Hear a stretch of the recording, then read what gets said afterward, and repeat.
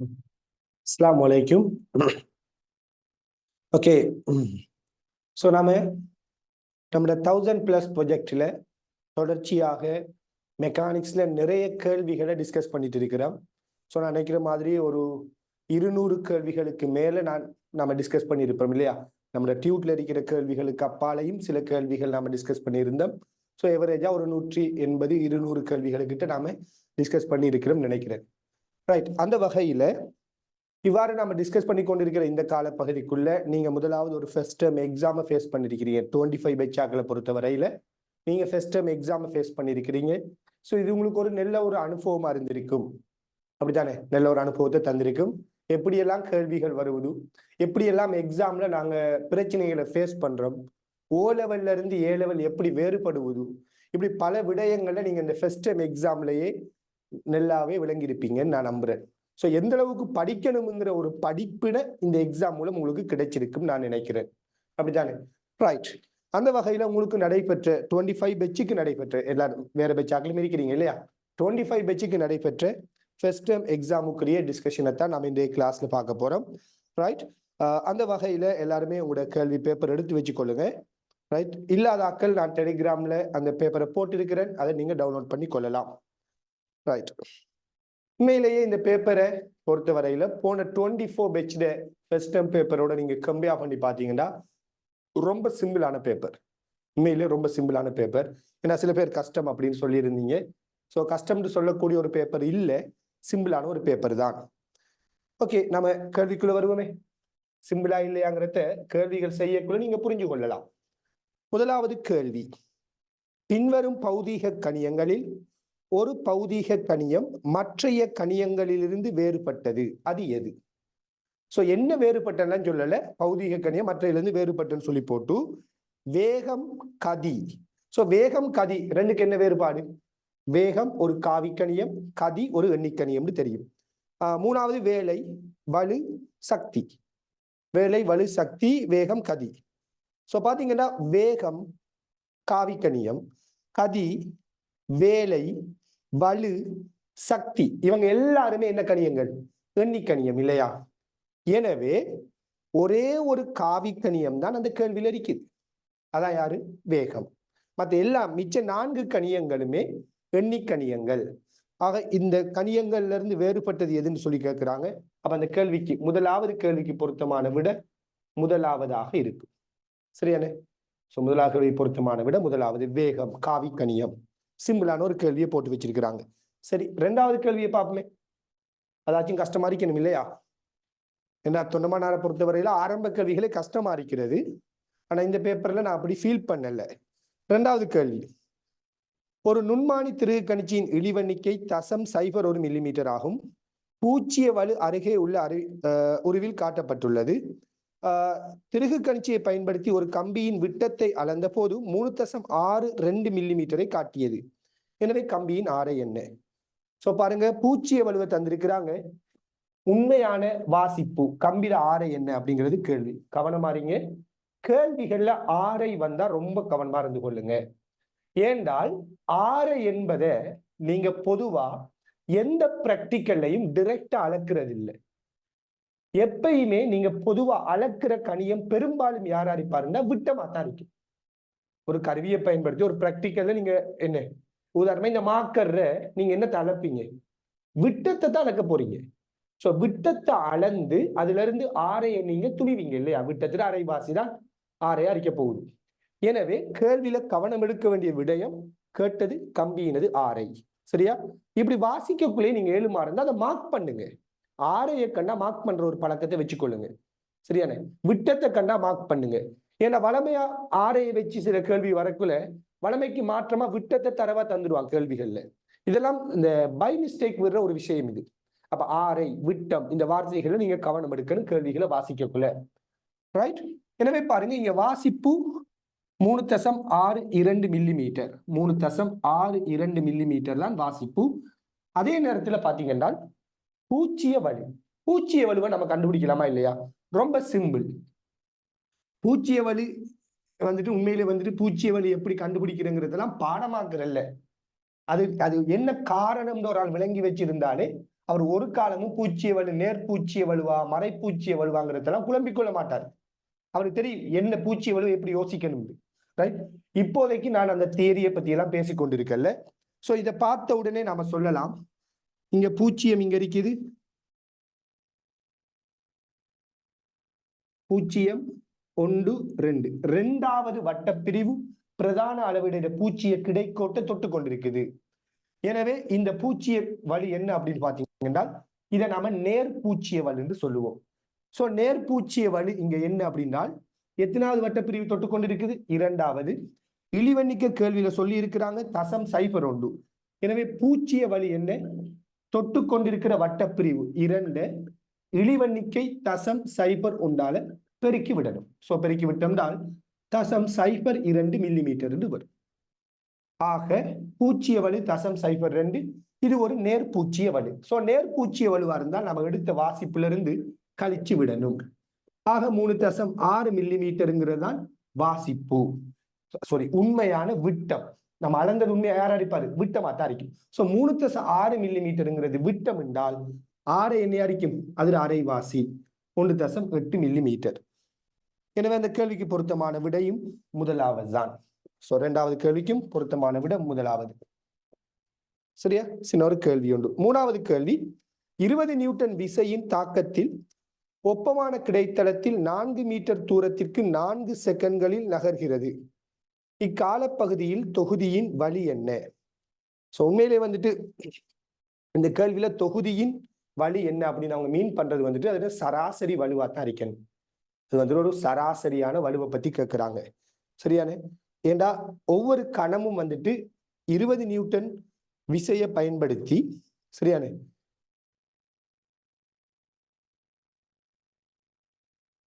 ஒரு பொருளை நாம நகர்த்த செய்தோம்னால் விசைய வேகத்தால பெருக்கினாலும் வலு வரும். ஆனா இங்க விசைய கொடுக்கக்குள்ள ஒப்பமான ஒரு தளத்துல ஒரு பொருள் இருக்குது. இந்த பொருளுக்கு நாம விசைய கொடுக்கக்குள்ள இந்த பொருள் வந்துட்டு ஆர்முடுகளோட இயங்கும். எனவே இதுல வேகம் கூடிக்கொண்டிருக்கும். சோ வேகம் கூடுதென்றால் ஒவ்வொரு கணமும் வழங்கப்படுகின்ற வலு கூடிக்கொண்டிருக்குதுன்னு அர்த்தம். அந்த உடல்ட வலு கூடிக்கொண்டிருக்குன்னு அர்த்தம். எனவே இந்த காலப்பகுதியில தொகுதியின் வலு என்ன அப்படின்னு அவங்க மீன் பண்றது அந்த தொகுதிக்கான சராசரியான வலுதான். எனவே இதை நம்ம செய்யறதுக்கான சிம்பிளான வழி என்னன்னா, இந்த இடத்துல ஒரு குறிப்பிட்ட தூரத்துக்கு நகர்த்தப்பட்ட ஒரு நிகழ்வுங்கிறதால வலுவை நாம செய்யப்பட்ட வேலையிங்கில் நேரம்னு எடுக்கலாம் இல்லையா? செய்யப்பட்ட வேலையை நேரத்தால பிரிச்சா என்ன வரும்? வலு வரும். செய்யப்பட்ட வேலைங்கிறது யாரு? விசை தர விசையின் திசையில் பொருளை செஞ்ச தூரம். சோ 20 நியூட்டன் விசை ஒப்பமான தளம். எனவே இந்த உடல் மீது தொழிற்படுற ஒரே ஒரு கிடை விசை 20 நியூட்டன் தான். ஒப்பமான தளம் தானே, உராய்வெல்லாம் இல்லை. அப்ப தொழிற்படுற ஒரே ஒரு கிடை விசை 20 நியூட்டன். விசை தர விசையின் திசையில் பொருள் அசைஞ்ச தூரம். பொருள் அசைஞ்ச தூரம் எவ்வளவு? 4 மீட்டர். சரி, இதான் செய்யப்பட்ட வேலை. விசை தர விசையின் திசையில் பொருள் அசைஞ்ச தூரம். அதுக்கடுத்த நேரம் 4 செகண்ட். சோ செய்யப்பட்ட வேலையை நேரத்தால் பிரிச்சு வரும். இந்த காலப்பகுதிக்குரிய சராசரியான வலு வரும். எனவே பிரிச்சிங்களா இருந்தால் 20 வாட் வரும். ஆக இந்த மூணாவது கேள்விக்கு பொருத்தமான விட மூணாவது. இல்லைங்கதா? சிம்பிளான கேள்விகள் உங்களுக்கு புரிஞ்சிருக்கும் இல்லையா? அடுத்து நம்ம நான்காவது கேள்விக்கு வருவோம். நான்காவது கேள்வி, இந்த நான்காவது கேள்வி மாதிரியான கேள்விகள் நிறைய நாம நம்முடைய டியூட்ல, நம்முடைய 1000+ ப்ராஜெக்ட்ல நாம நிறைய ஆன்லைன் கிளாஸ்ல நம்ம வந்துட்டு டிஸ்கஸ் பண்ணி இருக்கிறோம் இல்லையா? இப்ப நினைக்கிற மாதிரி இதை பார்த்த உடனே நீங்க விடையை கண்டுபிடிச்சிருப்பீங்க. அவ்வளவு சிம்பிளான ஒரு கேள்விதான் இதுவும். என்ன கேட்கிறாங்க? ஏபி இவ்வாறு என்ன மொத்தமா 7 விசைகள் தொழிற்படுவது, ஒரு தள விசைகள் தாக்குவதை படம் காட்டுது. விளையுள் விசை என்ன அப்படின்னு சொல்லி கேட்கிறாங்க. சோ பாத்தீங்கன்னா இந்த மாதிரி கேள்விகள் எக்ஸாம்ல நிறைய தடவை வந்திருக்குது. இது எல்லாமே சிம்பிளான கேள்விகள். இதுல அம்புக்குறிகளை வச்சுதான் நம்ம இதுல விளைவுல கண்டுபிடிப்போம். அப்படித்தானே? அதாவது பாத்தீங்கன்னா ஒரு ஸ்டார்டிங் பாயிண்ட், இந்த படத்துல ஒரு ஸ்டார்டிங் பாயிண்ட நாம டிஃபைன் பண்ணி கொள்வோம். உதாரணமா ஒரு ஸ்டார்டிங் பாயிண்ட் எடுத்த மாதிரி இருந்தால், ஒரு ஸ்டார்டிங் பாயிண்ட் எடுத்தோம்னா இங்க இருந்து எடுப்போம். ஏன்னா இந்த பாயிண்ட்ல இருந்தா எல்லாமே பிரிஞ்சு போகுது. இதை ஒரு ஸ்டார்டிங் பாயிண்ட் எடுத்தா இந்த ஸ்டார்டிங் பாயிண்ட்ல இருந்து இப்படி ஒரு காவி போய் அதோட தொடர்ச்சியா இப்படி போகுது. நாம படிச்சிருக்கிற அம்புக்குறிகள் தொடர்ச்சியா இருந்தால் அந்த காவிகள் கூட்டுப்படுவது. காவிகள் கூட்டுப்படுவதென்றால் அங்க உருவாகிறது விளையுள் காவியாக இருக்கும். இதெல்லாம் நான் படிச்ச விடயங்கள். காவிகளோட கூட்டல் தான் என்ன? விளையுள். காவிகள் கூட்டப்படக்குள்ள அம்புக்குறி என்ன செய்யும்? ஒரு கண்டினியூவா இருக்கும், தொடர்ச்சியா இருக்கும். அப்ப இந்த அம்புக்குறியோடு இந்த அம்புக்குறி தொடர்ச்சியா இருக்குது. அப்ப இந்த ரெண்டு காவியும் கூட்டுப்படுவோம். சோ இவரோட இவரை கூட்டினா இங்க முடிவடையுது. சோ ஏயில ஸ்டார்ட் பண்ணி ஈயில முடிவடையுது. அப்ப இந்த ரெண்டு காவிட விளையுள் என்னன்னு கேட்டால் ஏயில ஸ்டார்ட் பண்ணி ஈயில முடிவடை இருந்தால் ஏஇ என்று சொல்லுவோம். அப்ப இந்த ரெண்டு காவிட விளையுள் ஏஇ. சோ இவங்க ரெண்டு பேர விளையுள் ஏஇன்னு கண்டுட்டோம்னா இதை மறந்துடுங்க. அப்படிதான் செய்யறோம் இல்லையா? இதை நம்ம மறந்துடுவோம். இப்ப இது தேவையில்லை நமக்கு. அடுத்த காவிகள் எடுப்போம். இங்க இருந்து ஸ்டார்ட் பண்ணி ஏயில இருந்து ஸ்டார்ட் பண்ணி இப்படியே போய் அதோட தொடர்ச்சியா இப்படியே போய் அதோட தொடர்ச்சியா இது வரைக்கும் போகுது. எனவே இந்த 4 காவிகளோட விளையுளும் ஏயில ஆரம்பிச்சு ஈயில முடிவடைகிறதால இந்த 4 காவிகளோட விளையுளும் ஏஇ தான். அப்ப இந்த 4 காவிகளுக்கு நம்ம விளையுல கண்டுட்டோம். சோ இதையும் மறந்துடுங்க. சோ மிச்சமா இருக்கிறது இந்த 2 காவி. இவங்க 2 பேரும் விளையுள் என்ன? இங்கிருந்து இப்படியே போய் இப்படியே போகுது. அப்ப இவங்க 2 பேரும் விளையுளும் ஏஇ தான். சோ மொத்தத்துல இந்த தொகுதிட விளையுள் என்ன அப்படின்னு கேட்டீங்களா இருந்தால் இந்த விசை தொகுதிட விளையுள் ஏஇ ஏஇ ஏஇ. அப்ப 3ஏஇ என்று வரும். சரியானே? ஒரு சின்ன ஒரு கேள்வி அதுவும். இதெல்லாமே வெறுமனே ஒரு 15 செகண்ட்ல செய்யக்கூடிய கேள்விகள். அப்ப பொருத்தமான விட 5வதாக இருக்கும் இல்லையா? சோ 4வது கேள்விக்கு பொருத்தமான விட 5வது. ஓகே, இப்ப நாம 5வது கேள்விக்கு வருவோம். 5வது கேள்வி இந்த பேப்பர்ல ஒரு குழப்பத்துக்குரிய ஒரு கேள்வி உண்டு. 5வது கேள்விக்கு வருவோம்.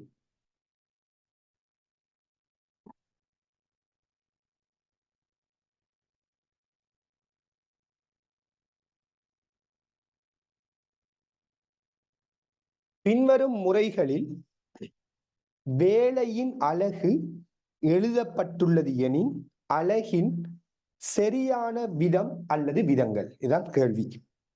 சோ பாருங்க, வேலையிட அலகு முதலாவது ஏ. ஜே என்ன? ஜூல்னு சொல்றாங்க. ஜே குறிச்சிருக்கிறாங்க. அப்ப ஜூலை குறிக்கிறது. இரண்டாவது நியூட்டன், நியூட்டன் மீட்டர். மூணாவது கிலோகிராம் மீட்டர் வர்க்கம் செகண்ட் -2.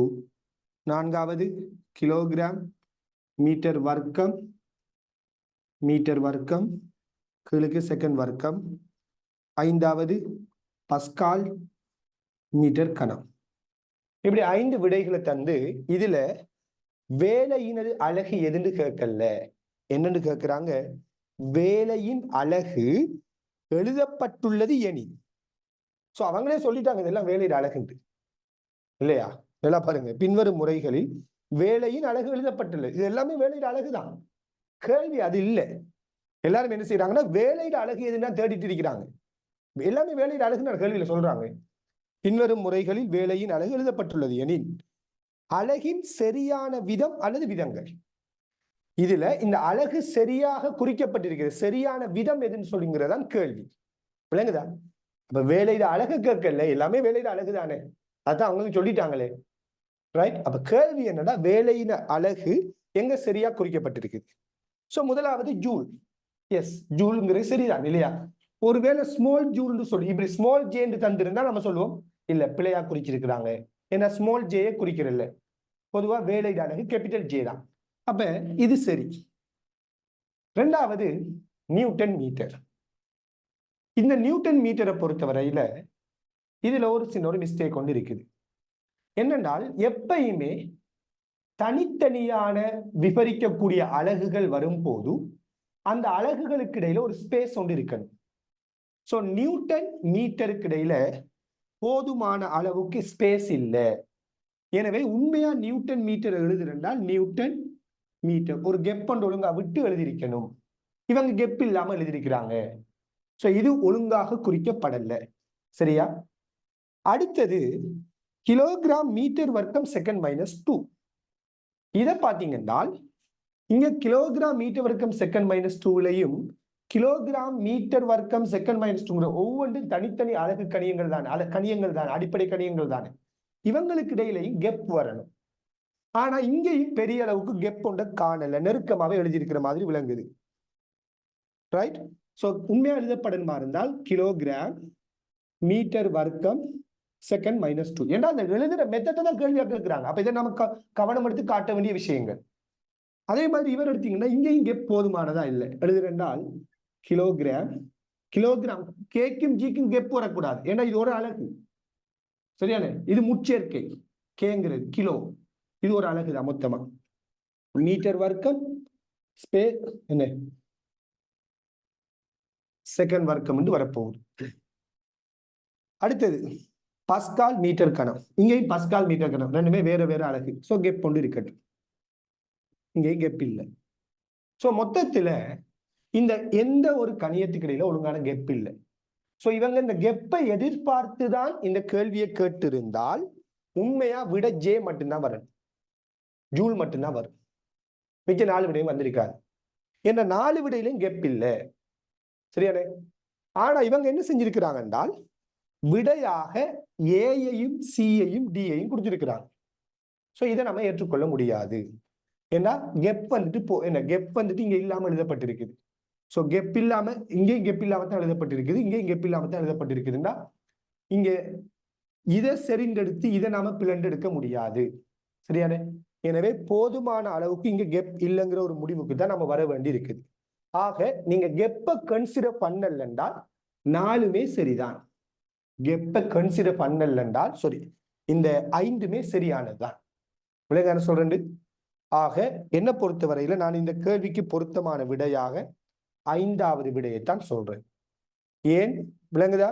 என்ன காரணம்? இவங்க உண்மையிலேயே இந்த கேள்வியை எப்படி எதிர்பார்த்திருக்கணும்னால் கெப்பை விட்டு எழுதுறாங்களாங்கிறத எதிர்பார்த்திருக்கணும். ஆனா நியூட்டன் மீட்டர் அப்படி எதிர்பார்த்திருந்தா நியூட்டன் மீட்டர் பிழைதான். அதே இது கிலோகிராம் மீட்டர் வர்க்கம் செகண்ட் -2 அந்த கெப் போதாம இருக்குது. அப்ப இதுவும் பிளண்ட் ஒரு முடிவுக்கு தான் நம்ம வரணும். ஆனா இதை செறிந்தெடுத்து இதை பிளண்ட் எடுத்திருக்கிறாங்க. அதனால நாம என்ன சொல்றோம்டா, கெப்ப நீங்க பாக்குறா இவ்வளவும் பிழைதான். நீங்க கெப்ப பார்க்கலையா, இடைவெளிகள் இருக்கிறத என்ன கருத்தில் கொள்ளலையா, இந்த 5மே சரிதான். கெப்ப பார்த்திருந்தால் இந்த 4மே பிழை. ஏன்னா 4க்குமே கெப் இல்லை அலகுகளுக்கு இடையில. சரியான? கெப்ப நீங்க கருத்தில் கொள்ளல் என்றால் இந்த 5 விடையும் சரியான விடையும் தான் வரும். சரியான? ஓகே, இப்படிதான் இந்த கேள்வியை அணுகி இருக்கணும். அடுத்து நாம 6வது கேள்விக்குள்ள வரலாம். அதுவும் உண்மையிலே ஒரு சிம்பிளான ஒரு கேள்வி. அப்ப என்ன பொறுத்தவரையில் இந்த கேள்விக்கு நான் சொல்ற விட வந்துட்டு 5வது. மேபி வேற எது காரணங்கள் இருந்தா கேட்டுக்கொள்ளுங்க நீங்க. அடுத்து 6வது, ஒரு கம்பி ஒன்றின் விட்டத்தினை 0.01 மில்லிமீட்டர் இழிவெண்ணிக்கை உடைய பூச்சிய வலுவற்ற திருகாணி நுண்மானியினால் அளந்த போது அதன் வாசிப்பு 22.58 மில்லிமீட்டர். அப்ப பூச்சிய வலி இல்லாத ஒரு கருவியை பயன்படுத்தி, நுண்மானி திருகணிச்சியை பயன்படுத்தி வாசிப்படுத்திருக்கிறாங்க 22.58. அப்ப அதான உண்மையான வாசிப்பு. பூச்சிய வலுவல அங்க இல்லை. எனவே அந்த கேள்வியில பொருத்தமான வாசிப்பு என்னதான்? 22.58 தான். திருப்பி என்ன சொல்றாங்க என்றால் இந்த 6வது கேள்வியில அப்ப உண்மையான வாசிப்பு 22.58 தான். 0.1 மில்லிமீட்டர் இழிவெண்ணிக்கையை உடைய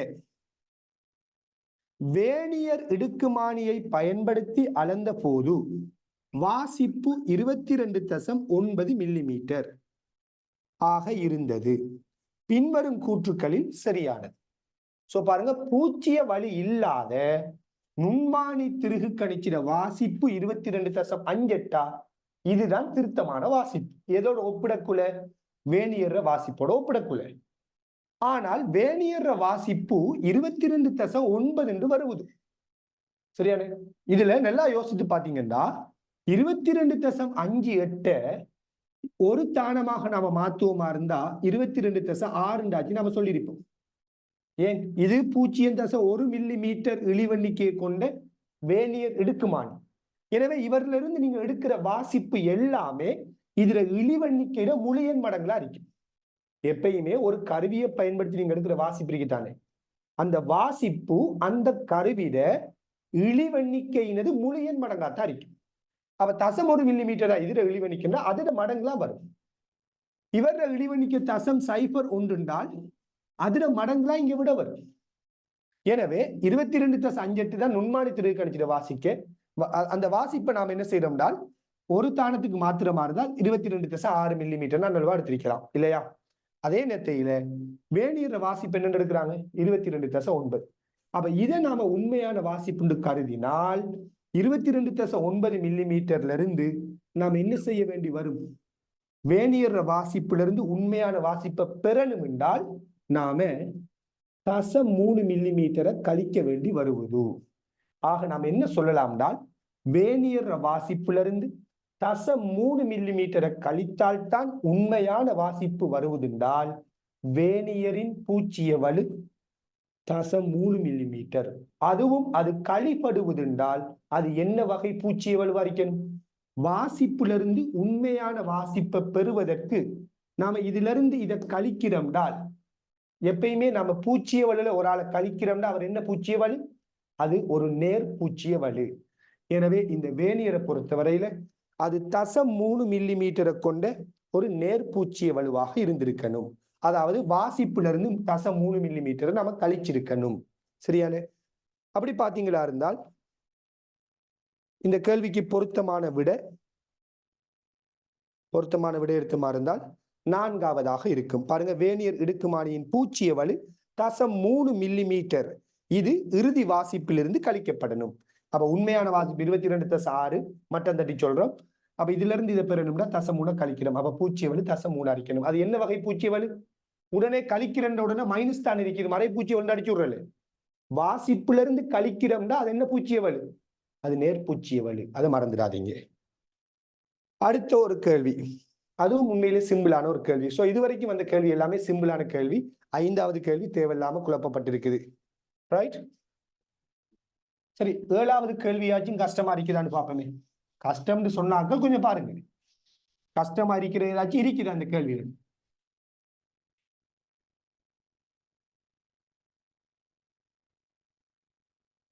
ஏழாவது,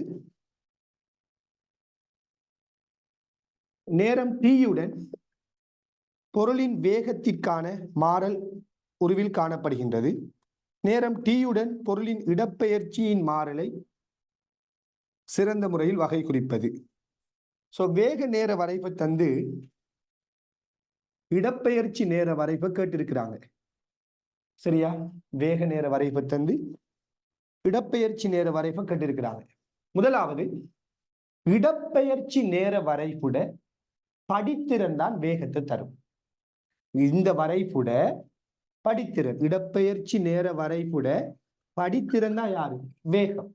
அப்படித்தானே? எனவே வேக நேர வரைப்புல வேகம் பிளஸ்ல குறையுது. வேகம் குறையுதுண்டால் இடப்பெயர்ச்சி நேர வரைபுட படித்திறன் குறையணும். படித்திறன் குறையணும்னால் அதுல கோணம், கிடையோடு அமைக்கின்ற கோணம், சாய்வு குறைஞ்சு கொண்டு போகணும். சோ இப்படி வரணும். சரியா? பிறகு இதுல இருந்து இதுவரைக்கும் வேகம் 0. எனவே படித்திறன் 0. இங்க வேகம் 0 இடப்பெயர்ச்சி நேர வரைபட படித்திறன் 0. படித்திறன் 0 அது எக்ஸ் அச்சுக்கு சமாந்தரமான கோடு. சோ நம்ம 1000+ ப்ரொஜெக்ட்ல நம்ம வரைப்புகளுக்குரிய கேள்விகள் உண்மையா இன்னும் பார்க்கல. நம்ம அடுத்தடுத்த கிளாஸ், அடுத்தடுத்த டியூட்டுகளை நம்ம அதை பார்ப்போம்னு சொல்லி இருக்கிறோம் இல்லையா? சரியான? அதுல நாம இதை இன்னும் இன் டீடைல்ஸா பேச முடியும் இன்ஷா அல்லாஹ். ரைட்? அப்ப வேகம் 0 என்றால் இடப்பெயர்ச்சி நேர வரைபட படித்திறன் 0. அடுத்து வேகம் மைனஸ்ல அதிகரிக்குது. அப்ப படித்திறன் மைனஸ்ல அதிகரிக்கணும். படித்திறன் மைனஸ் கிராஃப் கீழுக்கு இறங்கணும். படித்திறன் மைனஸ்ல எப்படி நடக்கும்? கிராஃப் கீழுக்கு இறங்கும். படித்திறன் மைனஸ்ல அதிகரிக்குதுண்டா கோணம் கீழுக்கு இறங்கக்குள்ள அதிகரிச்சுட்டு போகும். கிடையோடு அமைக்கிற கோணம் அதிகரிச்சுட்டு போகும். சோ இப்படிதான் இந்த கேள்விக்கு விட வர. சோ பொருத்தமான விட 2வது. விளங்குதா? அப்ப சிம்பிளான ஒரு கேள்வி ஒன்றுதான் இங்க கேட்கப்பட்டிருக்கக்கூடிய ஒரு கேள்வி. சோ பாத்தீங்களா இருந்தால் வேக நேர வரைப்புல இருந்து இடப்பெயர்ச்சி நேர வரைப்பு, வேகம் குறையுதா படித்திறன் குறையுது, வேகம் 0 படித்திறன் 0, வேகம் மைனஸ்ல அதிகரிக்குதா படித்திறன் மைனஸ்ல அதிகரிக்குது. சரியா? ரைட். இதை நம்ம வேற வழிகள்லையும் செய்யலாம். ஃபார் எக்ஸாம்பிள் இந்த கேள்வியை நம்ம எப்படி எல்லாம் செய்ய முடியும்டா, வேக நேர வரைபட பரப்படுத்தீங்கன்னா அது இடப்பெயர்ச்சியை தரும். இந்த பரப்பு பிளஸ் அடிக்கும், இந்த பரப்பு மைனஸ் அரிக்கும். இந்த பரப்பும் சமனுங்கிறதால இந்த முழு இயக்கத்தின் போதான விளையுள் இடப்பெயர்ச்சி பூச்சியமா இருக்கணும். அதாவது ஆரம்பிச்ச இடத்திலேயே முடிவடையும். விளையுள் இடப்பெயர்ச்சி பூச்சியமா இருக்கணும். அப்படி பார்த்திருந்தா கூட 3வது 4வது 5வது விட வந்திருக்காது. அதே டைம்ல 1வது விட ஒரு காலமும் வராது. இடப்பெயர்ச்சி நேர வரைவு ஒரு காலமும் பிரேக் ஆகி வராது, உடைஞ்சு வராது. 1வது விட ஒரு காலமும் வராது. ஏன்? இடப்பெயர்ச்சி நேர வரைவு என்ன செய்யாது? பிரேக் ஆகாது. அதாவது இப்படி வராது. ஒரு இடப்பெயர்ச்சி நேர வரைவு இப்படி போயிட்டு இருந்தது திடீர்னு இப்படி போவாது. இப்படி பிரேக்கா சடுதியா மாறாது. ரெடிக்கல் சேஞ்ச் அங்க இருக்காது. ஏன் விளையாட்டா? ஏன்னா இடப்பெயர்ச்சி ரெடிக்கல் சேஞ்சில மாறுதுன்னா மந்திரமா தான் இருக்கணும். நான் இப்படி நடந்து போறேன், இடப்பெயர்ச்சி கூடும். திடீர்னு பார்த்தா நான் அங்க நிக்கிறேன். விளங்குதா? இடப்பெயர்ச்சி சடுதியா மாறுனா தான் நடக்கணும். அப்ப அப்படி நடக்காது. இடப்பெயர்ச்சி எப்பயுமே கண்டினியூவா தான் இருக்கும். ரெடிக்கல் சேஞ்ச் ஒன்று வராது. ரெடிக்கல் சேஞ்ச், ரெப்பிட் சேஞ்ச் ஒன்று வராது. ரைட்? இப்படி எல்லாம் பிரேக் ஆகி இடப்பெயர்ச்சி நேரம் வரைவு வராது. சோ 1வது விட ஒரு காலமும் வராது. சரியானே? 3வது 4வது 5வது விட வராது. ஏன்? இந்த பரப்புக்கு சமன், பிளஸ் மைனஸ் ஆரம்ப இடப்பெயர்ச்சி இறுதி இடப்பெயர்ச்சியும் சமனா இருக்கணும், ஒரே இடத்துல இருக்கணும். அப்ப அப்படி பார்த்திருந்தா கூட இங்க ஸ்டார்ட் பண்ணி மறுபடியும் அதே இடத்துக்கு வருவது, அதே இடப்பெயர்ச்சிக்கு வருவது, பூச்சியத்துக்கு வருவது. சோ எப்படி பார்த்தாலும் பொருத்தமான விட 2வது தான். சோ இன்னொரு கேள்வி தான் கேட்டு வச்சிருக்கிறாங்க. அடுத்து 8வது கேள்விக்கு வருவோம். 8வது கேள்வி,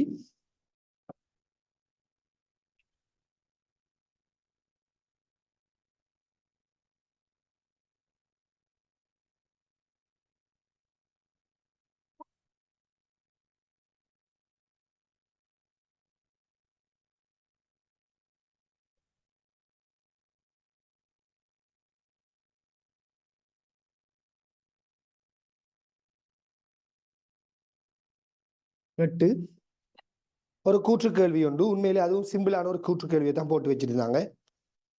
3 விசைகள் ஒரு பொருளில் தாக்கி அப்பொருள் சமநிலையில் இருப்பதற்கு பின்வரும் கூற்றுக்களை கருதுக.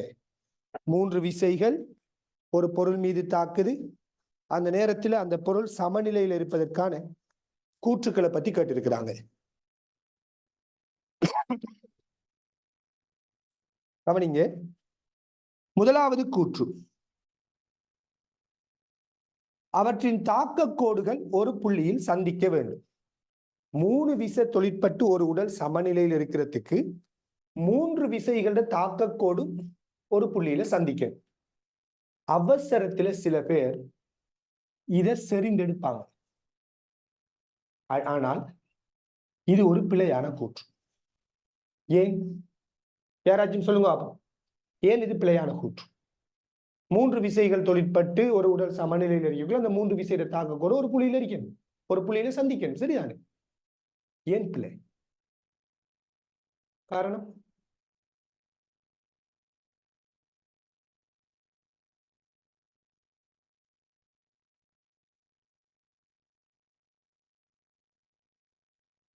S, very good. நிறைய பேர் சரியானபடி அனுப்பியிருக்கிறீங்க. என்ன காரணம்? 3 விசைகள் தொழிற்பட்டு ஒரு உடல் சமநிலையில் இருக்கிற நிபந்தனைன்னு நாம படிக்கிறோம் தானே. 3 விசைகளோட தாக்க கோடுகள் ஒரு புள்ளியில சந்திக்கணும். 3 விசைகள் விசை முக்கோணியை திருப்தி செய்யணும். அந்த 2 விசைகளோட விடையில் 3வது விசைக்கு சமன். இப்படி எல்லாம் படிக்கிறோம் தானே. இந்த பொதுவா இந்த தியரி யாருக்குரியதுண்டா? சமாந்தரம் அல்லாத 3 விசைக்குரியது.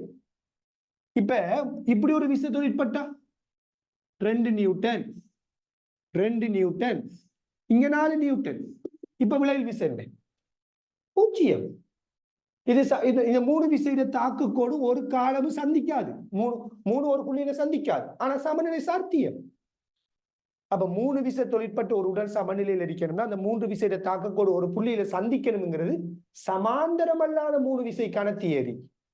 சரியான? ஆனா இந்த கூற்றுல பாத்தீங்கன்னா பொதுவா சொல்றாங்க 3 விசைகளுக்கான நிபந்தனை, சமநிலையில் இருப்பதற்கான நிபந்தனைங்கிறது.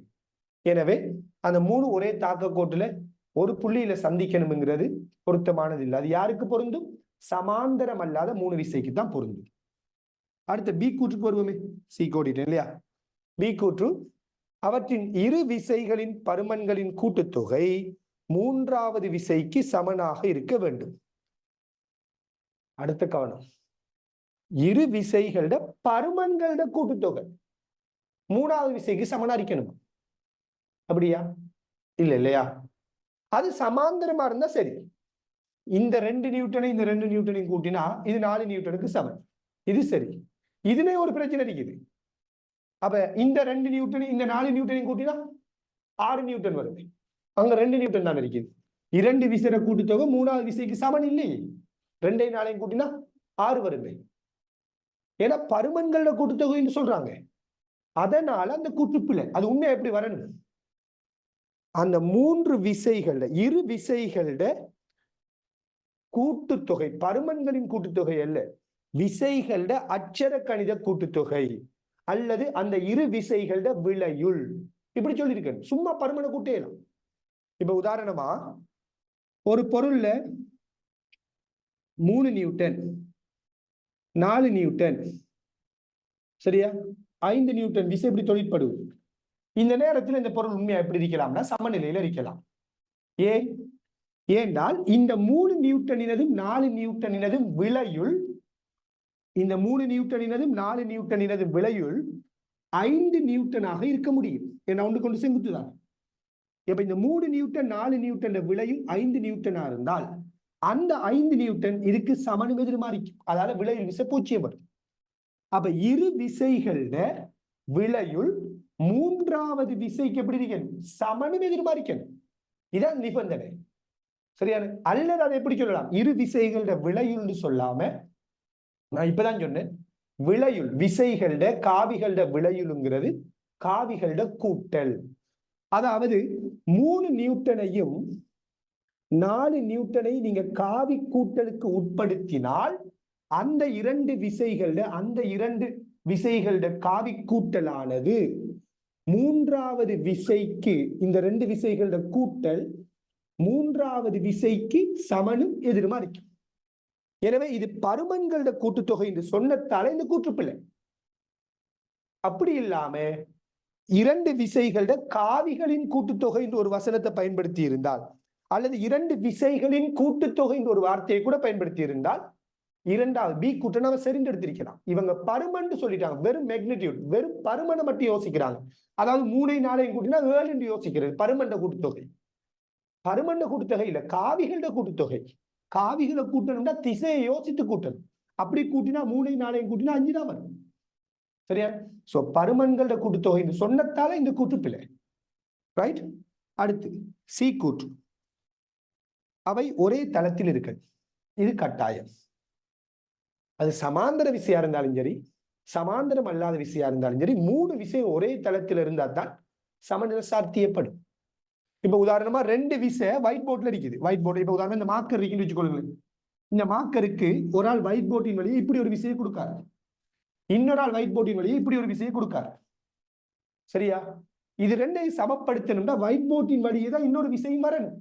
மூணாவது விசை ஒயிட் போர்டுக்கு செங்குத்தா வந்தா ஒரு காலமும் சமநிலை வராது. சோ 3 விசையும் கட்டாயம் ஒரே தளத்தில் இருக்கணும். அது ஒரு யதார்த்தம். அது ஏன்ங்கிறத புரிஞ்சு கொள்ளுங்க. தியரியை புரிஞ்சு படிங்க, அதான் முக்கியம். அப்ப ஒரே தளத்தில் இருக்கணும். அது சமாந்தரமா இருந்தாலும் சரி, சமாந்தரம் இல்லாம இருந்தாலும் சரி. அப்ப அந்த கூற்று சரி. இந்த கேள்வி பொருத்தமானது சி மட்டும்தான். சோ பொருத்தமான விட 8வதுக்கு முதலாவது.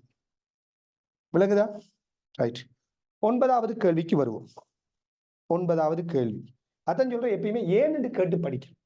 எதுக்குன்னு கேட்டு படிக்கணும். ஏன் இப்படி வரணும், ஏன் இப்படி வரணும், அந்த ஏனுங்கிற கேள்வியை கேட்டு படிச்சாதான் ஒவ்வொரு விடயத்தையும் நம்ம சரியா யோசிப்போம். ஏன்னா பெரும்பாலான என்ன செய்யறேன்னா 3 விசைகளும் ஒரே தளத்தில் இருக்க வேண்டும் பாடமாக்கி வச்சு கொள்வாங்க. ஒரே தளத்தில் இருக்கணும். ஏன்டா ஒரு தளத்தில் இருக்கணும்? ஒரு தளத்தில் இருக்கணுமா? அவ்வளவுதான். இப்படி படிக்கிறது. இப்படி படிச்சா நீங்க எப்படி யோசிக்க போறீங்க? இந்த இடத்த குழப்பம் வரும். சமாந்தர விசை ஒரு தளத்தில் இருக்கணுமா, சமாந்தரம் அல்லா விசை ஒரு தளத்தில் இருக்குமா, டவுட் வரும். நாம என்ன சொல்றோம், எப்படி இருந்தாலும் ஒரு தளத்துல இருக்கணும். இது 2 இப்படி இருக்கக்குள்ள 3வது விசை அதே தளத்தில் இருக்கணும். இதுக்கு செங்குத்தா இருந்தா யோசிச்சு பாருங்க. பிராக்டிகலா சும்மா மனசால யோசிச்சு பாருங்க. 2 பேரும் இப்படி தள்ளக்குள்ள இதை சமப்படுத்துறேன்னா இப்படித்தான விசையை கொடுக்க. நம்ம இப்படி கொடுத்தா இந்த விசை ஒரு காலம் என்ன செய்யாது, சமப்படுத்தாது. அதனால 3 ஒரே தளத்தில் இருக்கணுங்கிறது அடிப்படையான நிபந்தனை. ரைட்? ஓகே. 9வது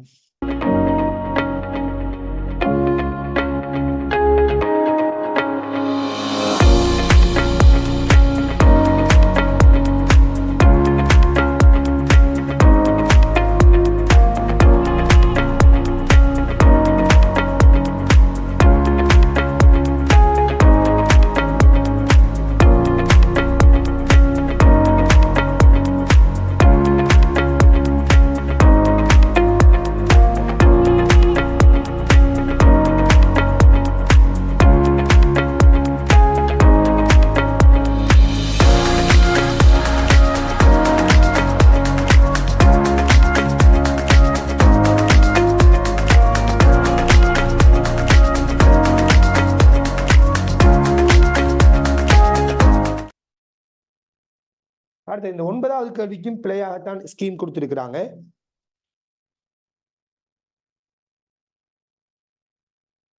பாருங்க, ஒப்பமான தரையில் 4 கிலோகிராம் திணிவுடைய குற்றி மீது கிடை விசை 16 நியூட்டன் ஆனது 2 செகண்டுக்கு பிரயோகிக்கப்படுகின்றது. 16 நியூட்டன் ஆனது 2 செகண்டுக்கு பிரயோகிக்கப்படுகிறது எனில் பொருளின் உந்த மாற்று வீதம் என்ன அப்படின்னு சொல்லி கேட்டிருக்கிறாங்க. சரியா?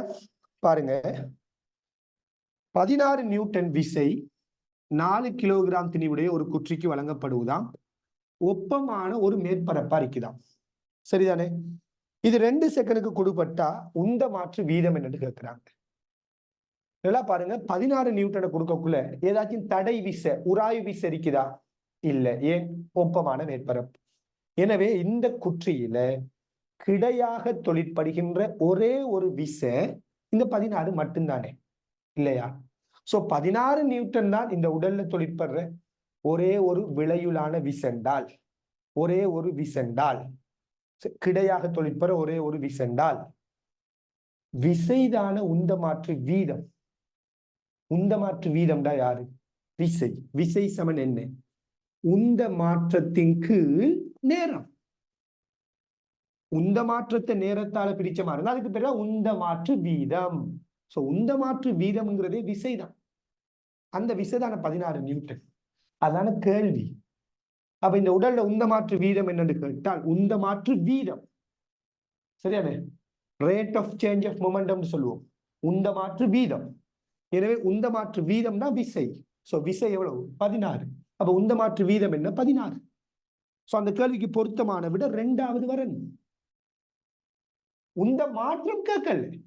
ஃபார் எக்ஸாம்பிள், உந்த மாற்றம் கேட்டிருந்தா விசை 16, உந்த மாற்றத்திற்கு நேரம் எவ்வளவு? 2 செகண்ட். அப்ப உந்த மாற்றம் என்னன்னு கேட்டிருந்தா 32 வந்திருக்கும். உந்த மாற்றம் என்னன்னு கேட்டிருந்தா 32 வந்திருக்கும். அவங்க கேட்கல, அதை கேட்காம உந்த மாற்று வீதம் கேட்டு இருக்கிறாங்க. அதனால விடைய நாம் என்னதான் எடுக்கணும்? 2வதா எடுக்கணும். சரியா? ஓகே, இதான் 9வது கேள்வி. அடுத்து 10வது கேள்விக்கு வரலாம். 10வது கேள்வி, அதுவும் அந்த ஸ்கீம்ல வந்துட்டு பிள்ளையா போடப்பட்டிருக்குது. நான் நினைக்கிற மாதிரி உந்த மாற்றத்தை கேட்கக்குள்ள உந்த மாற்று வீதம் தவறுதலா டைப் பண்ணப்பட்டிருக்குன்னு நினைக்கிறேன். ஆனா தவறுதலா டைப் பண்ணப்பட்ட அழகுமா தவறுதலா டைப் பண்ணப்படுறது இல்லையா? அழகும் நியூட்டன் அழகு தானே, கிலோகிராம் மீட்டர் செகண்ட் -2 தானே கொடுத்திருக்கிறாங்க. ஓகே, அப்ப 16 தான் வர முடியும். அடுத்து நாம 10வது கேள்விக்கு வருவோம்.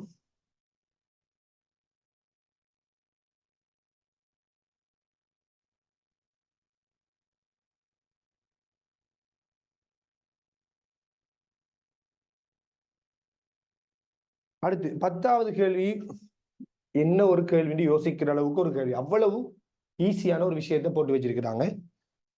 உருவில் காட்டியவாறு இரு சர்வசம விச்சுருள்களின் ஒரு முனை கூரை ஒன்றில் இருந்து தொங்கவிடப்பட்டு மறுமுனையில் கிடையாக இலேசான மரப்பலகை ஒன்று இணைக்கப்பட்டு மரப்பலகை கிடையாக இருக்கும் வண்ணம் அம்மரப்பலகையில் 6 கிலோகிராம் திணிவு ஒன்று கட்டி தொங்கவிடப்பட்டுள்ளது.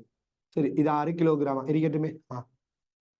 ஏபியின் விச்சுருட்களில் சேமிக்கப்பட்டுள்ள மீளியல் அழுத்த சக்திகளின் விகிதம் முறையே. பாருங்க, இந்த கேள்வியில இந்த மரப்பலகை கிடையா இருக்குதுன்னு சொல்லிட்டாங்க. சரியா? ரெண்டும் எப்படிப்பட்ட விச்சுருள்கள்? சர்வசமனான விச்சுருள்கள். அதாவது இந்த குற்றிய நாம இதுல இணைக்கிறதுக்கு முதல் உதாரணமா இந்த விச்சுருள் ரெண்டு இப்படி இருந்திருக்கலாம். இந்த குற்றிய மரத்தை நாம இணைக்கிறதுக்கு முதல் இந்த விச்சுருள் ரெண்டு உதாரணமா இப்படி இருந்திருக்கலாம். நாம மரத்தை இணைச்சத்தால, இந்த குற்றிய நாம இணைச்சத்தால இந்த ரெண்டு விச்சுருளும் இங்க இருந்தது இதுவரைக்கும் நீட்சி அடையுது. சோ இதுவரைக்கும் இந்த விச்சுருள் நீட்சி அடையுது, இந்த விச்சுருளும் இதுவரைக்கும் நீட்சி அடையுது. சோ ரெண்டு விச்சுருளும் ஒரே அளவுக்கு நீட்சி அடைஞ்சிருக்கு. ஏன்னா மரப்பலகை கிடையா இருக்குதுன்னா மீனிங் என்ன? ரெண்டு ஒரே மட்டத்தில் இருக்குது. விளங்க சொல்றது. அப்ப இந்த பலகை இணைக்கல, இந்த திணிவை இணைக்காதப்ப விச்சுருள் சும்மா இப்படி இருந்திருக்கும். திணிவை இணைச்ச உடனே அந்த இழுவிசையால இது ரெண்டும் ஒரே அளவுக்கு நீட்சி அடைஞ்சிருக்குது. அதைத்தான் மரப்பலகை கிடையா இருக்குதுன்னு சொல்றாங்க. அப்ப ரெண்டு விச்சுருளை ஏற்பட்ட நீட்சி சமன். ஒரு விச்சுருள சேமிக்கப்பட்ட சக்திக்கு என்ன சமன்பாடு? ½ kx வர்க்கம். இதை நீட்சின்னு எடுத்தா ½ kx வர்க்கம். சில பேர் ஈண்டு எடுப்பாங்க, ½ k e வர்க்கம் அல்லது ½ kx வர்க்கம் whatever. இதான் ஒரு விச்சுருள சேமிக்கப்பட்ட சக்திக்கு சமன்பாடு. சர்வசமனான விச்சுருள் தானே, வில் மாறிலி சமன். இப்ப நம்ம கண்டுபிடிச்சிட்டு ரெண்டுல ஏற்பட்ட நீட்சியும் என்ன தாரிக்கும்? சமன். வில் மாறிலியும் சமன், நீட்சியும் சமன்டா சேமிக்கப்பட்ட சக்தி என்ன? சமன். சோ ரெண்டு விச்சுருளை சேமிக்கப்பட்ட சக்தி சமன். அப்ப விச்சுருள சேமிக்கப்பட்ட விகிதம், சக்திட விகிதம் 1:1 வரணும். அந்த அடிப்படையில 1:1 ஒரு விடை இல்ல, 4:4 ஒரு விடையை போட்டு வச்சிருக்கிறாங்க இல்லையா? சரி, அப்படி ஒரு விடையை போட்டு இருக்கிறான். நான் என்ன செய்யறேன்? அப்ப அந்த கேள்விக்கு பொருத்தமான விட 3வது. அதாவது ரெண்டு விச்சுருளை சேமிக்கப்பட்ட சக்தி சமனாக அறிய போகுது. அப்ப 1:1 சும்மா இது இப்படியெல்லாம் எழுதி கொண்டிருக்கிறது, சும்மா பார்த்து போட்டு சொல்ற ஒரு கேள்வி. சக்தி சமன் தானே ரெண்டுலையும். அடுத்து 11வது கேள்வி. இந்த 11வது கேள்வி உண்மையிலேயே ஒரு நல்ல கேள்வி. 11வது கேள்வி இதுவரைக்கும் நம்ம செஞ்சுட்டு வந்த 10 கேள்வியும் பாத்தீங்கன்னா ஒரு வெயிட்டே இல்லாத கேள்வி. சரியா? சோ 11வது கேள்வி உண்மையிலே ஓரளவுக்கு நல்ல ஒரு கேள்வியை போட்டிருக்கிறாங்க. இது ஒரு ஆங்கில புத்தகம் ஒன்றிலிருந்து எடுக்கப்பட்ட ஒரு கேள்வி. அந்த ஆங்கில புத்தகத்துல என்ன செஞ்சிருப்பாங்கன்னா 30 பாகைன்னு போடாம 53 பாகைன்னு போட்டிருப்பாங்க. இவங்க அதை 30 பாகைன்னு மாத்தி இந்த கேள்வியை போட்டாங்க நான் நினைக்கிறேன். சரியானே? அதுல வந்துட்டு 2 கேள்வியை கேட்டிருப்பாங்க. விச்சுருளை வெட்டினா என்ன நடக்கும், இளைய வெட்டினா என்ன நடக்கும் சொல்லி 2 கேள்வியா இருக்கும். இங்க MCQங்கிறதால ஒரு கேள்வியா போட்டிருக்கிறாங்க. ஓகே, பாருங்க. ஒரு வெளிநாட்டு பேப்பர்ல இருந்து எடுக்கப்பட்ட கேள்விதான் இது. 11.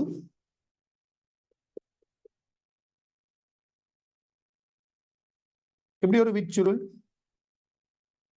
இந்த பக்கம் ஒரு இழை, இங்க 2 கிலோகிராம் திணிவு, 30 பாகை, இதுவும் 30 பாகையில் இருக்குது. சோ கேள்வி என்ன அப்படின்னு பாத்தீங்கன்னா, இந்த தொகுதி இப்படி சமநிலையில் இருக்கக்குள்ள, இந்த விச்சுருளும் இந்த இழையும் இந்த திணிவும் இவ்வாறு சமநிலையில் இருக்கக்குள்ள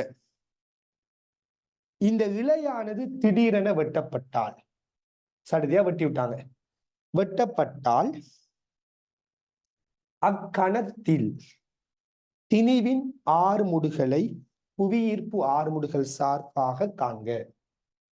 சோ இந்த இழைய வெட்டினா இந்த திணிவிட ஆறுமுடுகள் என்ன? இதுதான் கேள்வி. சோ உண்மையிலே ரொம்ப சிம்பிளா இதை டீல் பண்ணலாம். எப்படி? முதல் கவனிங்க, இந்த திணிவை நான் உதாரணத்துக்கு இப்போதைக்கு நான் M என்று எடுத்துக்கொள்றேனே, M என்று எடுப்போமே, இது ஒரு M திணிவு. எனவே இந்த M திணிவுக்கு பூமி வழங்குற விசை mg. ஆரம்பத்துல mgங்கிற விசை எப்படி தொழிற்படுவது? இந்த இழை கட்டப்பட்டிருக்குது என்றால் இந்த இழையால இவருக்கு ஒரு இழுவிசை வழங்கப்படும். அதே மாதிரி இந்த விச்சுருளும் என்ன செய்யும்? இந்த திணிவுக்கு ஒரு இழுவிசையை கொடுக்கும். இதை நம்ம வேணும்னா T1, இதை வேணும்னா நம்ம T2 எடுப்போமே, T1 T2 எடுப்போம். உடனே நாம முடிவுக்கு வரலாம் என்னென்றால், இது 30 பாகைண்டா இந்த இலை கிடையோடு அமைக்கிற இந்த கோணம் 30 பாகை. இது 30 பாகை என்றால் இந்த விச்சுரு கிடையோடு அமைக்கிற கோணமும் 30 பாகை. ஏன்? ஒன்று விட்ட கோணம் இல்லையா? இப்ப இந்த திணிவு சமநிலையில் இருக்குது என்றால் இந்த திணிவின் மீது தொழிற்படுற விளையுள் விச பூச்சியமா இருக்கணும். அப்படித்தானே? ஒரு பொருள் சமநிலையில் இருக்குதா, அந்த பொருள் மீது தொழிற்படுற விளையுள் விச பூச்சியம். எனவே இந்த திணிவுக்கு வலப்பக்கமா தொழிற்படுற விசை என்று பார்த்தீங்கன்றால் இந்த இழையால வழங்கப்படுற இழு விசைட பிரித்த கூறு, அதாவது T1 cos 30. அப்படித்தானே?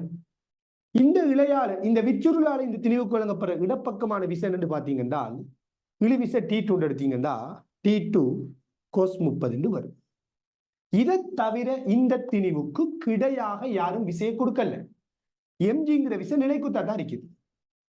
அப்ப இந்த இலை வழங்குற விசைட கிடைக்கூறு T1 cos 30, இந்த இலை வழங்குற விசைட கிடைக்கூறு T2 cos 30. அப்ப இந்த பொருள் சமநிலையில் இருக்கின்ற விளையுள் விசை பூச்சியம் தானே. அப்ப T1 cos 30 T2 cos 30 எப்படி இருக்கணும்? சமனா இருக்கணும். வலப்பக்கமான விசை இடப்பக்கமான விசைக்கு சமனா இருக்கணும். So T1 cos 30 T2 cos 30க்கு சமன் தான். cos 30 cos 30 சமனுங்கிறதால T1 T2 இது என்ன இருக்கும்? சமனா இருக்கும். சோ இந்த கேள்வியில முதலாவது நீங்க மனதால எடுத்திருக்க வேண்டிய ஒரு முடிவு என்னென்றால் இவங்க ரெண்டு பேர் இழுவையும் சமனுங்கிற முடிவு. இது எப்படி வந்துக்கணும்? இன்னைக்கு சமன் இதை நீங்க மனதால செஞ்சிருக்க முடியும். ஏன்னா ஒரு சமச்சீரான ஒரு செட்டப் இது. அப்ப இதுல கிடைக்குறுக்கு சமனா இருக்குதுன்னா T1 cos 30 T2 cos 30க்கு சமன். வலப்பக்கம் இடப்பக்கத்தை சமப்படுத்தும். எனவே cos 30 cos 30 T1 T2 சமன். அப்ப ரெண்டு இழுவிசையும் சமன். இப்ப பாருங்க, இந்த இழுவிசைட நிலைக்குத்து கூறு என்ன? T கிடையா பிரிச்சா T cos 30. அப்ப நிலைக்குத்தா பிரிச்சா கோணத்தின் எதிர்ப்பக்கம் பிரிச்சா T sin 30 சொல்லுவோம் இல்லையா? இதே மாதிரி இந்த இழுவிசைட நிலைக்குத்து கூறும் என்ன? T cos 30 நிலைக்குத்தா பிரிச்சா T sin 30. எனவே இந்த இரண்டு இழுவைகளோட நிலைக்குத்து கூறு மேல் நோக்கி 2T sin 30. இந்த 2T sin 30ங்கிற மேல் நோக்கிய விசை எப்படி விளையிட்டா? இவர நிலைக்குத்து கூறு T sin 30, இந்த இழுவிசைட நிலைக்குத்து கூறு T sin 30. அப்ப மேல் நோக்கி மொத்தமா விசை எவ்வளவு? 2T sin 30. இது கீழ் நோக்கி விசை என்ன? mg. அப்ப 2T sin 30 mgக்கு சமம். சரியானே? இப்ப நாம பிரதியிடுவோம். 2T sin 30 என்ன? sin 30 எவ்வளவு வரைக்கும் போகுது? half இல்லையா? அப்ப half. அங்கால mg. எனவே இந்த ரெண்டும் வெட்டுப்பட்டா T என்னதுக்கு சமன்? mgக்கு சமன். அப்ப இந்த இலைகளோட இழுவிசை என்னதுக்கு சமன் அறிக்க போகுது?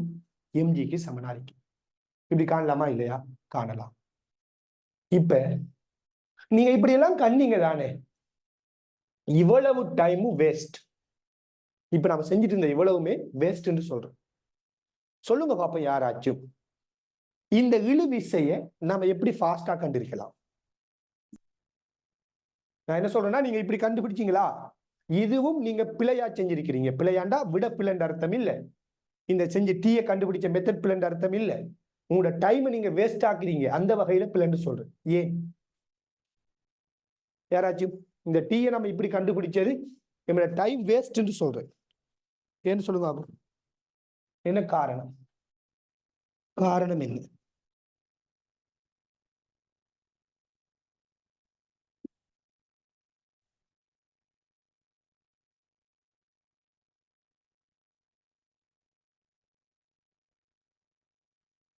காரணம் எப்பயுமே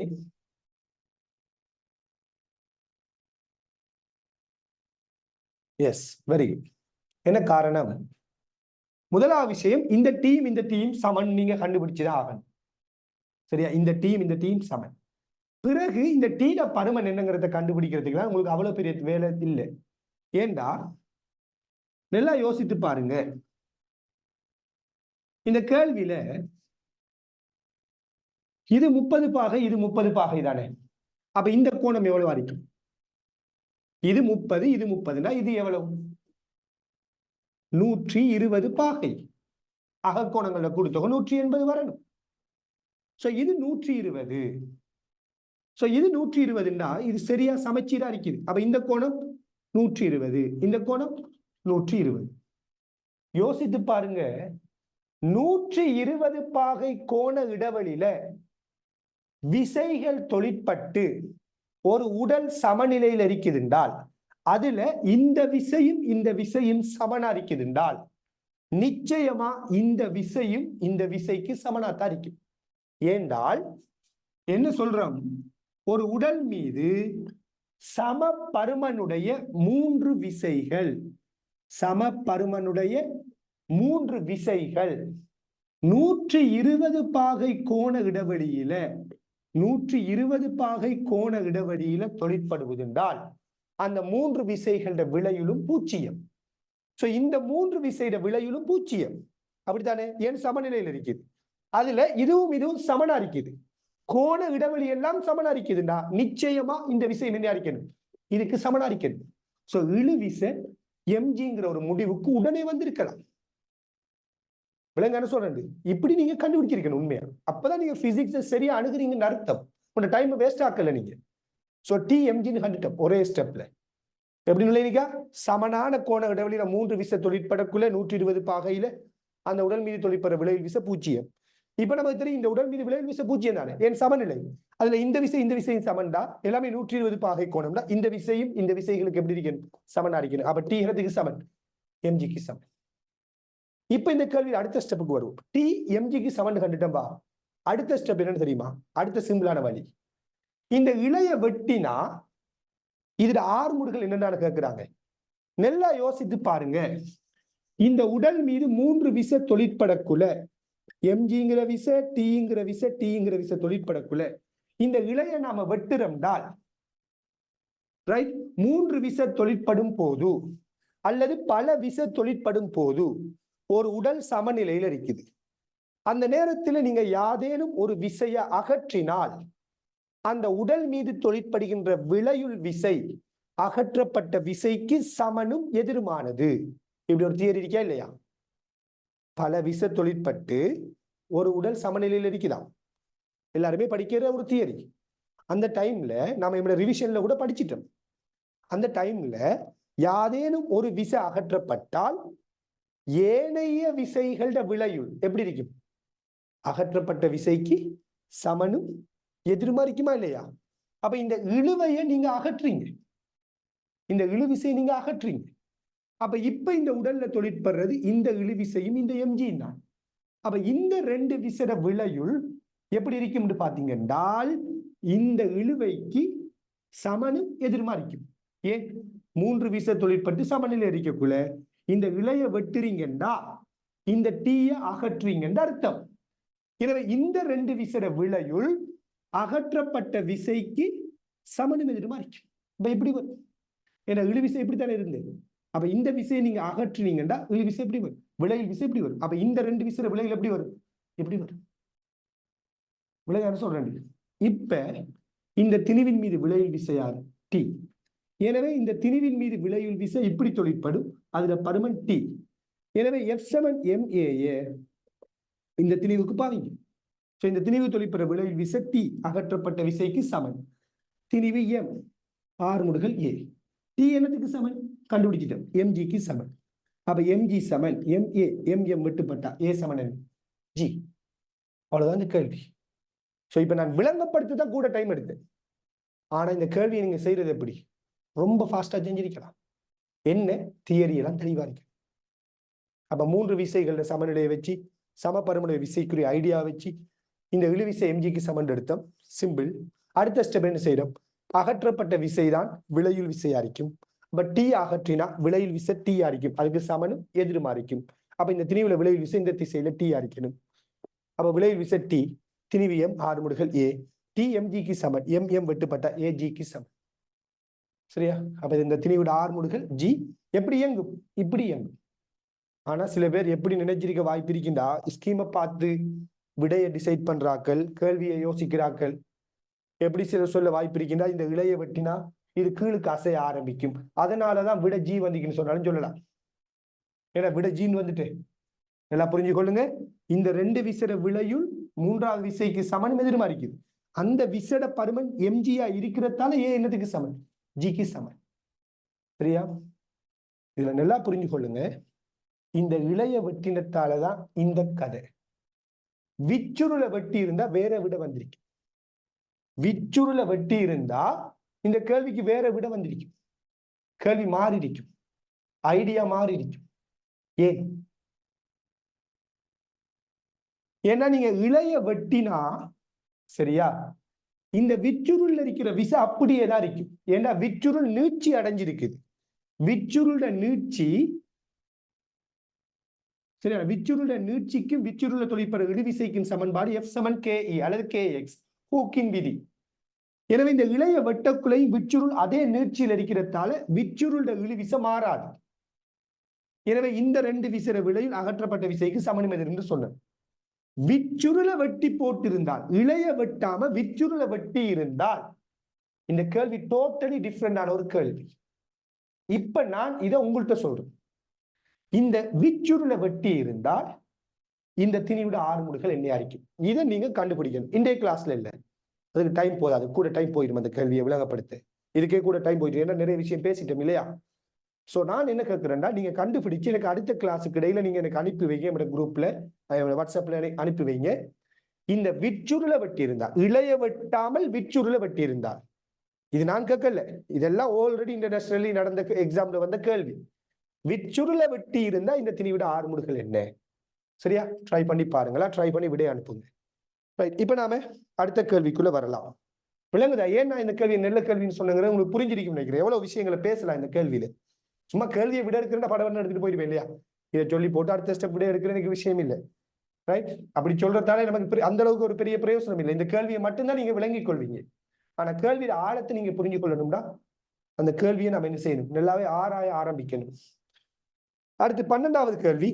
இதெல்லாமே ஃபாஸ்டா செய்யக்கூடிய கேள்விகள் தான். அப்ப இந்த 11வது கேள்வி நீங்க உண்மையா செஞ்சிருக்கலாம், ஃபாஸ்டா செஞ்சிருக்கலாமா இல்லையா?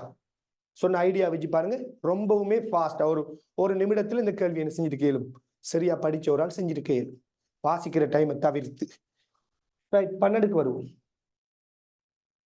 12வது கேள்வி. இது ஒரு சின்ன பிள்ளையோட கேள்வி உண்டு.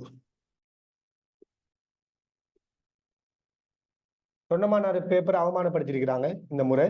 ஏன்னா வளமையா கொஞ்சம் ஹார்டா தான் பேப்பர் எடுக்கிறார்கள். இந்த முறை ஏனோ தெரியல இப்படி எடுத்து வச்சிருக்கிறாங்க. உங்களுக்கே புரியும், இதுவரைக்கும் நான் பார்த்துட்டு வர கேள்வி எதுவுமே கஷ்டமான கேள்வி இல்லை. இது ஓரளவுக்கு நல்ல கேள்வி. மற்றபடி 10 கேள்வியுமே ஒன்றுமே இல்லாதது. சரி, 12வது கேள்வியாச்சும் கஷ்டமா இருக்கான்னு பார்த்தா அதுவும் இல்லை. என்ன கேள்வியாம்? ஏயில ஆரம்ப சக்தி 100 ஜூலாம். ஏயில ஆரம்ப சக்தி, ஆரம்ப இயக்க சக்தி 100 ஜூல். ஏயிலிருந்து ஒப்பமான மேற்பரப்பு சீரான ஆறுமுடுகளுடன் கீழ் நோக்கி இயங்குகின்றது. இக்குற்றி பியில் உள்ள போது அதன் இயக்கப்பாட்டு சக்தி 150.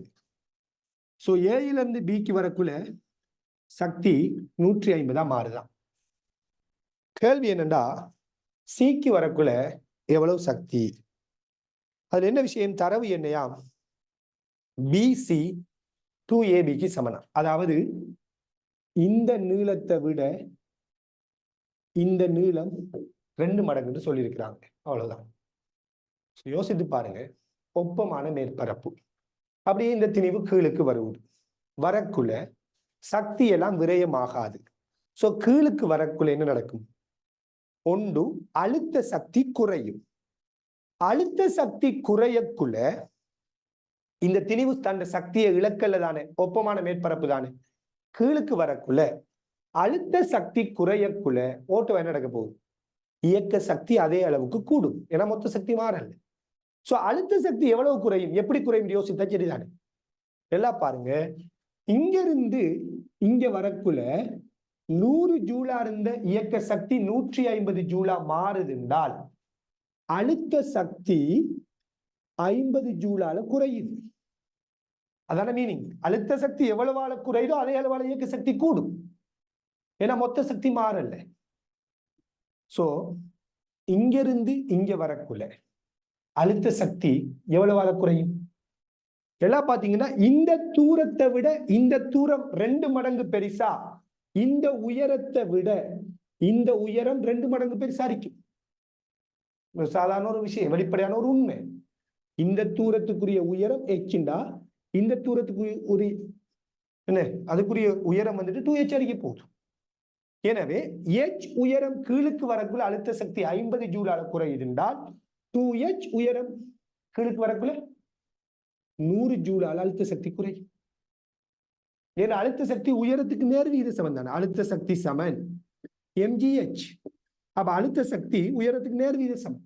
அப்ப உயரம் h-ஆல குறைஞ்சா அழுத்த சக்தி 50 ஜூலால குறையுதான். அப்ப உயரம் 2h-ஆல குறைஞ்சா அழுத்த சக்தி 100 ஜூலால குறையும். அழுத்த சக்தி 100 ஜூலால குறைஞ்சா இயக்க சக்தி 100 ஜூலால கூடும். அப்ப 150 இருந்தது 250 மாறும். இதான கேள்வி, ஒன்றுமில்லாத கேள்வி இது. இரண்டாவது விட 12க்கு விட 2 விளங்குதா? அப்ப புரிஞ்சு கொள்ளுங்க, பேப்பர் என்ன இல்லை, கஷ்டம் இல்லை, சிம்பிளான பேப்பர் ஒன்றை தந்து வச்சிருக்கிறாங்க.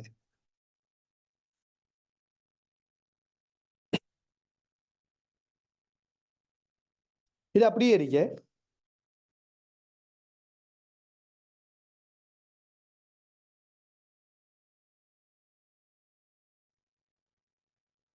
நாம இந்த 25வது கடைசி கேள்வி கொஞ்சம் வருவோம். ஏன்னா டைம் கொஞ்சம் காணாம இருக்கிறதால நம்ம அந்த பின்னுக்கு இருக்கிற ஒரு கேள்வியை பார்ப்போம். எல்லா கேள்வியும் பார்ப்போம். இப்ப கொஞ்சம் 25வது கேள்விக்கு வாங்களே.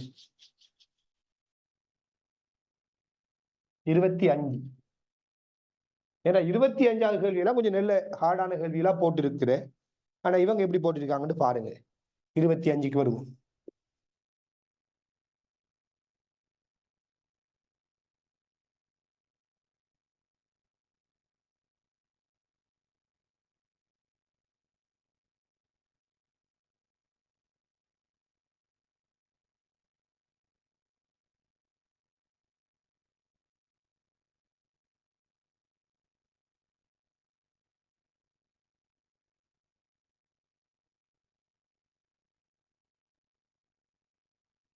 பாருங்க,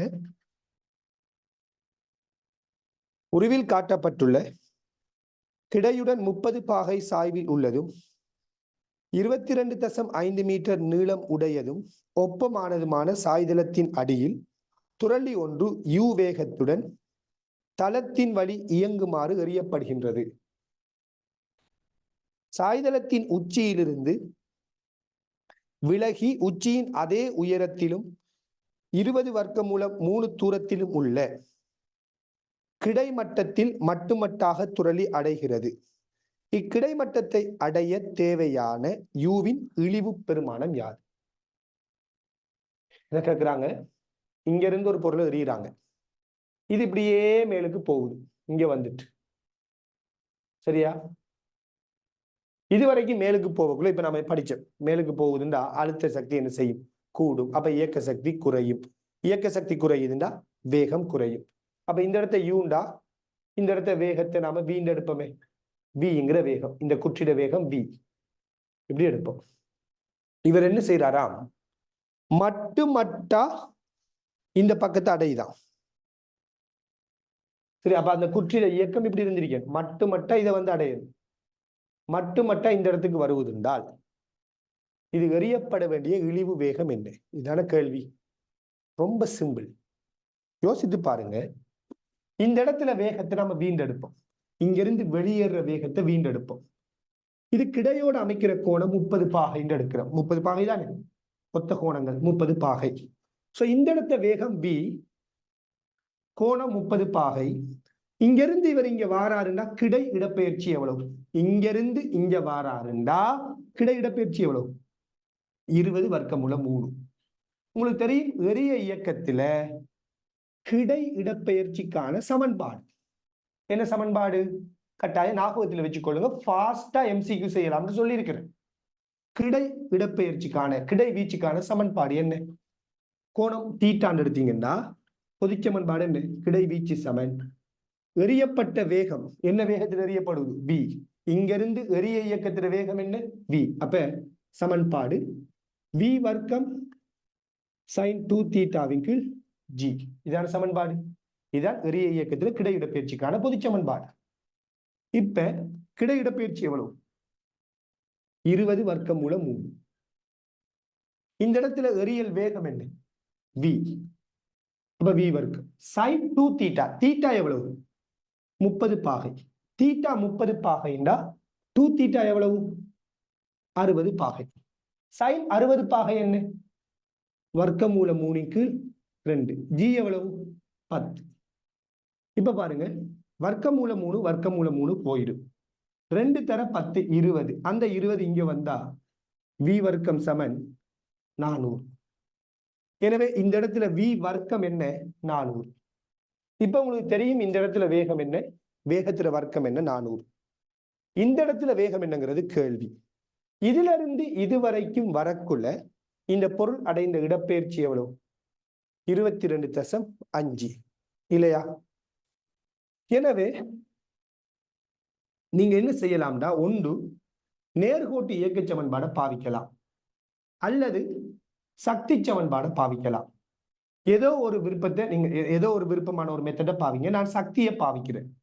இந்த இடத்த வேகம் தெரியும், இந்த வேகத்துல வர்க்க 400. இந்த இடத்த வேகத்தை யூண்ட் எடுத்தோம்னால் இந்த இடத்துல இருக்கிற சக்தியையும் இந்த இடத்துல இருக்கிற சக்தியை நான் சமப்படுத்துறேன். இந்த இடத்துல சக்தி என்ன? 12 m u வர்க்கம். இந்த இடத்துல அழுத்த சக்தியை 0 எடுக்கும். இந்த மட்டத்தில இருந்து அழுத்த சக்தியை அளக்குறோம். அப்ப இந்த இடத்துல அழுத்த சக்தி 0. இப்ப இங்க வந்துட்டு இந்த இடத்த இயக்க சக்தி என்ன? 12 m v வர்க்கம். இங்கிருந்து இங்க வந்திருக்கார் என்றால் இவர் அழுத்த சக்தி எவ்வளவு? இந்த உயரத்தை பார்க்கணும். இது 22.5 மீட்டர் நீளம். அப்ப இந்த உயரம் என்னன்னு கேட்டா இந்த கோணம் 30 பாகை. சோ 22.5 நல்லா பாருங்க, இது 30 பாகை, இது 22.5 மீட்டர் இருந்தா இது 30 பாகை இருந்தா இந்த நீளத்தை இந்த பக்கம் பிரிச்சா cos 30, இந்த பக்கம் பிரிச்சா sin 30. எனவே இந்த உயரம் 22.5 sin 30 வரும். அதாவது 22.5 தர 2 வரும். என்னோட இது 22.5, கோணத்தின் பக்கம் பிரிச்சா cos, எதிர்பக்கம் பிரிச்சா sin. அப்ப இந்த நிலைக்குத்து உயரம் 22.5 sin 30. sin 30 என்ன? 1/2. இதான உயரம். அப்ப m g h h வாரது போடலாம் 22.5 2. இப்ப இந்த 2 2 2 போயிடும். m m m போயிடும். சோ u வர்க்கம் சமன் v வர்க்கம் எவ்வளவு? 400. g எத்தனை? 10.